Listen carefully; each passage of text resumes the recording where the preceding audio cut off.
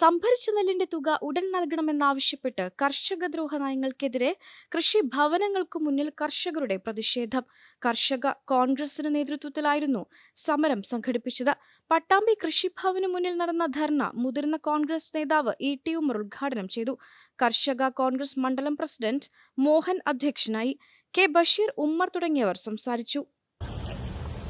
മൊത്തത്തിൽ രാജ്യത്ത്, കേരളത്തിൽ മൊത്തത്തിൽ സാമ്പത്തികമായും മറ്റൊക്കെ തന്നെ സാധാരണക്കാരനെ സംബന്ധിച്ചിടത്തോളമൊക്കെ തന്നെ വലിയ പ്രതിസന്ധിയാണ്. അതിനേക്കാൾ ഉപരി കർഷകരെ സംബന്ധിച്ചിടത്തോളം വളരെയധികം പ്രതിസന്ധിയിൽ ആണ്. അവർ കൊടുത്ത നെല്ലിന്റെ പണം ഇതുവരെ കിട്ടിയിട്ടില്ല. മാസങ്ങൾ കഴിഞ്ഞു.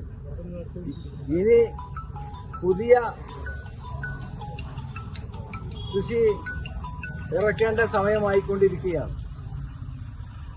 ഇന്നലെ നമ്മുടെ പാലക്കാട് ജില്ലയിലെ മന്ത്രി അനിൽകുമാർ കർഷകരുടെ യോഗത്തിൽ വന്നിട്ട് അദ്ദേഹം അത് ബഹിഷ്കരിച്ചു പോയി എന്നാണ് മനസ്സിലാക്കാൻ സാധിച്ചത്. അതുകൊണ്ട് തന്നെയാണ് പാലക്കാട് ജില്ലയിലെ കർഷകർ എല്ലാ പഞ്ചായത്തുകളുമുള്ള കൃഷിഭവന് മുമ്പിൽ ഇതുപോലെയുള്ള ധർണ നടത്തുന്നത്.